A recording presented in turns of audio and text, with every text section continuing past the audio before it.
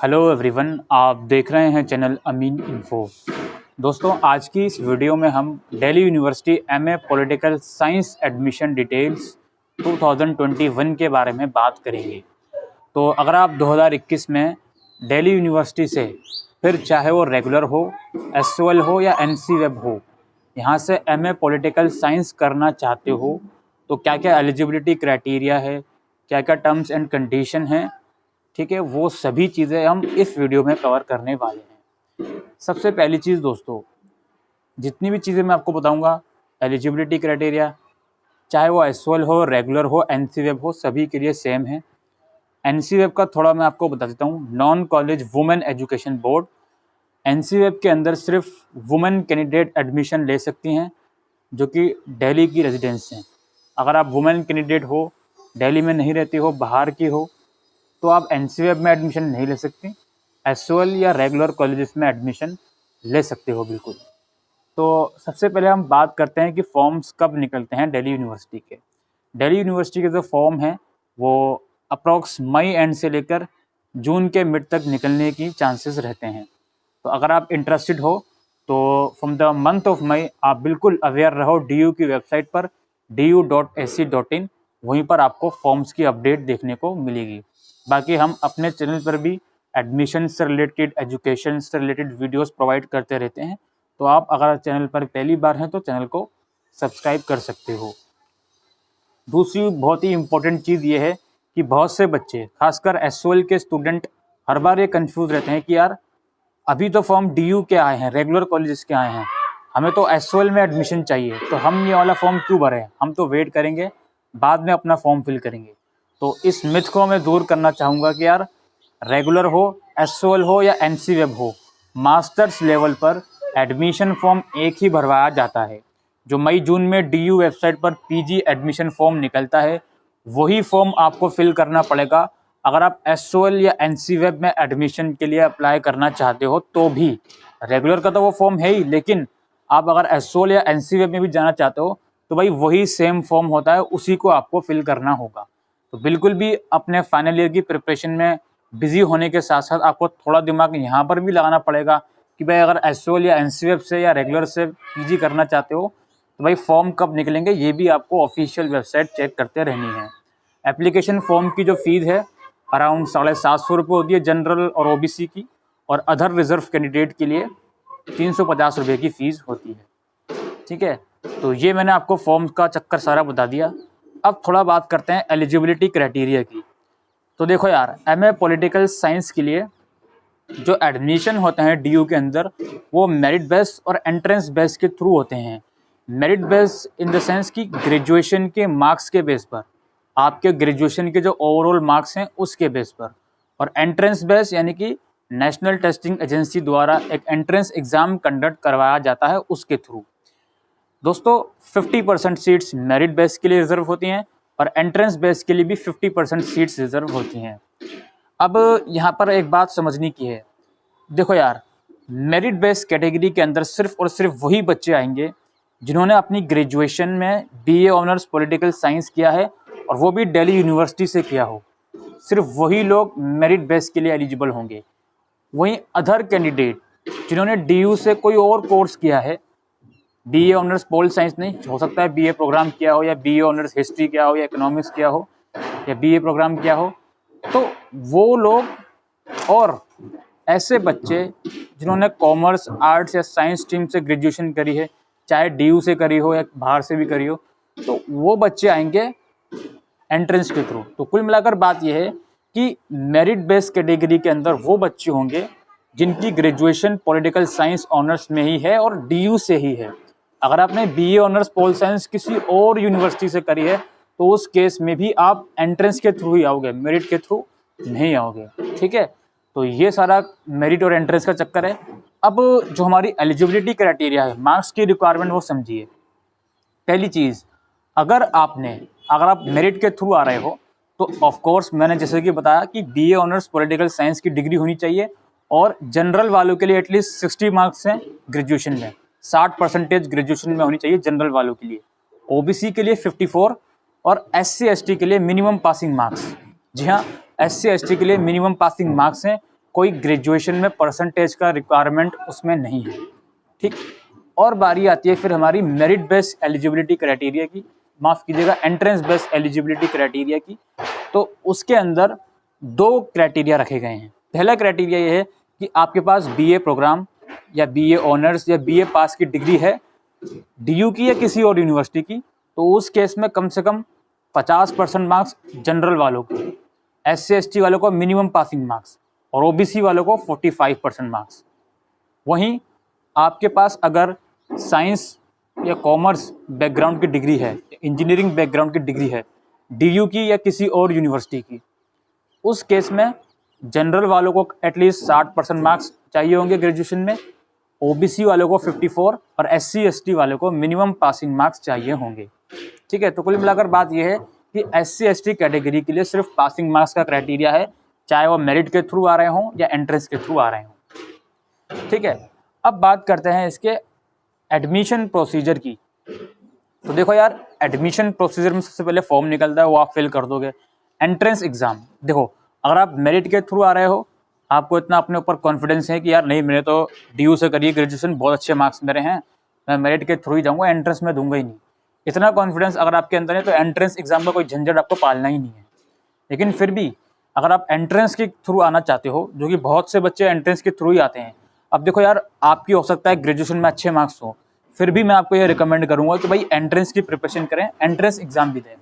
Form जब आप fill करोगे तो उसमें दोनों प्रोसीजर आएंगे, दोनों ऑप्शन आएंगे कि भाई आप एंट्रेंस के थ्रू जाना चाहते हो या मेरिट के थ्रू जाना चाहते हो, या फिर बहुत ऑप्शन के थ्रू जाना चाहते हो, एंट्रेंस भी और मेरिट भी। तो भाई एंट्रेंस एग्जाम का थोड़ा समझ लेते हैं। 100 मार्क्स का, माफ़ कीजिएगा 100 क्वेश्चन आएंगे, 400 मार्क्स का एंट्रेंस एग्जाम होगा। ठीक है, सही आंसर के लिए 4 मार्क्स आपको मिलेंगे, गलत आंसर के लिए 1 मार्क्स डिडक्ट किया जाएगा। और एंट्रेंस एग्जाम में दिल्ली यूनिवर्सिटी का जो ग्रेजुएशन का सिलेबस है, BA ऑनर्स पोल साइंस का, वो पूरा सिलेबस कवर करा जाता है। उसी में से आपका जो एंट्रेंस एग्जाम होता है, उसका जो क्वेश्चन पेपर है वो आता है। MCQ बेस्ड क्वेश्चन होते हैं, ऑनलाइन कंप्यूटर बेस्ड एग्जाम होता है, national testing agency exam conduct करवाती है। और अराउंड जुलाई के फर्स्ट या सेकंड वीक में एंट्रेंस एग्जाम कंडक्ट हो जाता है, जुलाई के एंड तक उसका रिजल्ट आ जाता है। फिर अगस्त में आपका जो आफ्टर एंट्रेंस एग्जाम के बाद जो एडमिशन का प्रोसीजर होता है, फर्स्ट लिस्ट सेकंड लिस्ट, वो स्टार्ट होता है। ठीक है, तो ये सब क्राइटेरिया हो गया आपका एंट्रेंस एग्जाम का। ठीक है, तो जैसे कि मैंने आपको बताया कि अगर आप मेरिट के थ्रू आ रहे हैं तो आपके पास ऑप्शन है कि आप एंट्रेंस भी दे सकते हो। ठीक है, आप एंट्रेंस के थ्रू भी अप्लाई कर सकते हो और मेरिट के थ्रू भी, कोई उसमें बड़ी बात नहीं है। अच्छा, अब यहाँ पर एक और चीज़ आपको समझनी पड़ेगी। देखो यार, जैसे कि इसकी 3 ब्रांचेस हैं, रेगुलर, NC वेब और SOL। तो रेगुलर और NC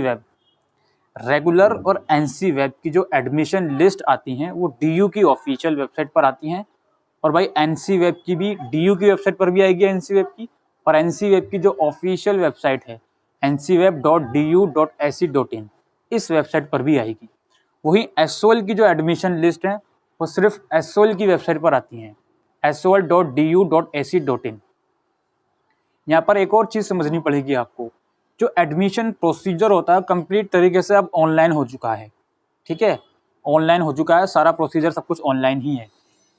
अब जो मेन चीज़ मैं आपको समझाना चाह रहा हूँ वो ये है कि भाई रेगुलर, SOL और NC वेब का भाई एप्लीकेशन फॉर्म तो एक ही हमने फिल करा है। ठीक है, अब जब एडमिशन लिस्ट आएंगी तो भाई रेगुलर और NC वेब का जो after declaration of admission list के बाद का प्रोसीजर है वो DU की ही वेबसाइट पर होगा, जहाँ से PG एडमिशन फॉर्म वाला पोर्टल होता है, उसी पोर्टल पर जाकर अगर आपका एडमिशन लिस्ट में नाम है तो उसी पोर्टल पर जाकर आप ऑनलाइन अप्लाई करोगे, डॉक्यूमेंट्स अपलोड करोगे, देन वो वेरीफाई होंगे, उसके बाद उसी पोर्टल पर लॉगिन करके पेमेंट कर दोगे। वहीं SOL का अगर मैं बात करूं तो SOL का, जैसे कि मैंने बताया, एडमिशन लिस्ट SOL की ऑफिशियल वेबसाइट पर आती है, तो उसका जो सारा प्रोसीजर होगा एडमिशन लिस्ट आने के बाद वो SOL की वेबसाइट पर होगा। ठीक है, देखिए फॉर्म तो आपने DU की वेबसाइट पर भर दिया SOL का भी, ठीक है, NC वेब का भी और रेगुलर का भी, लेकिन जो प्रोसीजर है रेगुलर और NC वेब का DU की वेबसाइट पर ही होगा और SOL का SOL की ऑफिशियल वेबसाइट पर होगा एडमिशन लिस्ट आने के बाद में। ठीक है, तो आई होप आपको समझ में आ रही होंगी चीज़ें।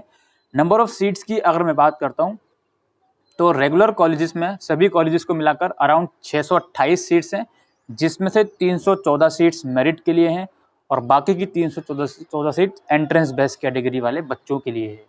ठीक है, अगर आपको कॉलेज वाइज सीट मैट्रिक्स जानना है तो डिस्क्रिप्शन में आर्टिकल का लिंक है, वो वीडियो आप लोग देख सकते हो। अच्छा, अब ये तो चीज़ें हो गई मेरिट बेस्ड और एंट्रेंस बेस्ड की सीट मैट्रिक्स की। एसओएल में भी अराउंड 300 के अराउंड सीट्स हैं, मतलब मेरिट बेस्ड में भी 300 के अराउंड है, फिर एंट्रेंस बेस्ड में भी 300 के अराउंड है, तो टोटल 600 सीट्स एसओएल में भी हो गई। ठीक है, अब हमारा लास्ट में बारी आती है डॉक्यूमेंट्स रिक्वायर्ड की, कि भाई डॉक्यूमेंट्स कौन कौन से हमें ज़रूरत पड़ेगी। देखो यार, फॉर्म फिल करते टाइम तो कोई ऐसा खास डॉक्यूमेंट नहीं है, फोटोग्राफ, सिग्नेचर, 10th की मार्कशीट, आधार कार्ड और रिजर्व कैटेगरी का सर्टिफिकेट। देखो यार, ओबीसी वाले जो बच्चे हैं, जिस भी ईयर में आप एडमिशन लेते हो डीयू के अंदर, उस ईयर में 31 मार्च के बाद का इशू किया हुआ ओबीसी सर्टिफिकेट वैलिड होता है। जैसे अगर आप 2021 में एडमिशन लोगे तो ओबीसी का सर्टिफिकेट 2021 मार्च के बाद का होना चाहिए। फॉर्म फिल करते वक्त आप पुराना वाला अपलोड कर सकते हो या एक्नॉलेजमेंट स्लिप है नए वाले इशू करने की, वो अपलोड कर सकते हो, but at the time of document verification आपको ओरिजिनल दिखाना पड़ेगा। ठीक है, तो मैं आपको ये बात पहले से ही बता रहा हूँ, अगर आपको ये बात पहले से ही पता चल गई है मार्च या अप्रैल के महीने में कि भाई डीयू नया सर्टिफिकेट मांगता है ओबीसी वाले बच्चों का, तो भाई इशू करवा लो। उसको लेट करने में बिल्कुल भी आपको, मतलब लेट बिल्कुल ही मत करना उस चीज़ को। तो अगर हम डॉक्यूमेंट की बात कर रहे थे, तो देखो यार, सबसे पहले ऑनलाइन जो आपने फॉर्म फिल करा है उसका प्रिंट आउट। ठीक है, एडमिट कार्ड का प्रिंट आउट अगर आपका एडमिशन एंट्रेंस के थ्रू हुआ है तो। ठीक है, और आपको 10th की मार्कशीट, 12th की मार्कशीट और ग्रेजुएशन की मार्कशीट और प्रोविजनल सर्टिफिकेट। देखो यार, बहुत से बच्चे ऐसे होंगे जिनका एडमिशन लिस्ट में नाम आ जाएगा बट उनके ग्रेजुएशन का रिजल्ट नहीं आया होगा। उस केस में भी डीयू आप लोगों को टाइम देता है कि कोई बात नहीं, आप ये अंडरटेकिंग सबमिट कर दीजिए, 15 या 20 दिन के अंदर आप हमको फाइनल ईयर का जो रिजल्ट है वो सबमिट कर देना। ठीक है, टाइम देता है बाकायदा डीयू वाले। तो मैं खासकर जो एसएल के स्टूडेंट हैं, अगर इस वीडियो को देख रहे हैं, जो एमए पॉल साइंस एस्पिरेंट्स हैं, तो उनसे मैं ये कहूँगा कि आप कोशिश ये करना कि जैसे ही आपका अगर एडमिशन लिस्ट में नाम आ जाता है तो भाई उस एडमिशन लिस्ट का प्रूफ लेकर पहुँच जाना एसओएल यूनिवर्सिटी कॉन्फिडेंशियल रिजल्ट के लिए। ठीक है, कोई ऐसा खास लंबा प्रोसीजर नहीं है, 500 रुपये की फीस होती है, उसके बारे में अलग से हम डिस्कशन कर सकते हैं, बट आप कॉन्फिडेंशियल रिजल्ट के लिए पहुँच जाना, ताकि आपको ऐसा ना हो कि यार एडमिशन लिस्ट में नाम आने के बावजूद भी आपका एडमिशन रह जाए। नाम आ जाएगा तो उस बेस पर प्रोविजनल एडमिशन ले लेना अंडरटेकिंग दिखा के, और फिर नेक्स्ट डे चले जाना एसओएल कैंपस कॉन्फिडेंशियल रिजल्ट के लिए और रिजल्ट अपना ले लेना। ठीक है, और वही मैं एनसीएफ वाले बच्चों से भी कह रहा हूँ। रेगुलर वाले बच्चों से मैं ये बात इसलिए नहीं कह रहा क्योंकि उनका रिजल्ट टाइमली आ जाता है ऑलमोस्ट। ठीक है, तो यही सब है। और कैरेक्टर सर्टिफिकेट, ठीक है, और इसके अलावा माइग्रेशन सर्टिफिकेट सिर्फ वो लोग प्रोवाइड करेंगे जिनकी ग्रेजुएशन किसी और यूनिवर्सिटी की है। ठीक है, तो ये सब कुछ डॉक्यूमेंट्स हैं, और मैं वीडियो के डिस्क्रिप्शन में कोशिश करूँगा कुछ इंपॉर्टेंट क्वेश्चन पेपर का जो PDF है वो देने की। एक आर्टिकल खुद से मैंने लिखा हुआ है, अगर आप चाहो तो वो भी देख सकते हो। इसी के साथ दोस्तों, आज के लिए वीडियो में इतना ही। आई होप आपको ये वीडियो यूज़फुल लगी हो, तो वीडियो को शेयर करिएगा। इंस्टाग्राम पे कांटेक्ट कर सकते हैं अगर आपकी कोई क्वारीज हो, और कमेंट सेक्शन पे लिख सकते हैं। अभी के लिए वीडियो में इतना ही। Thank you.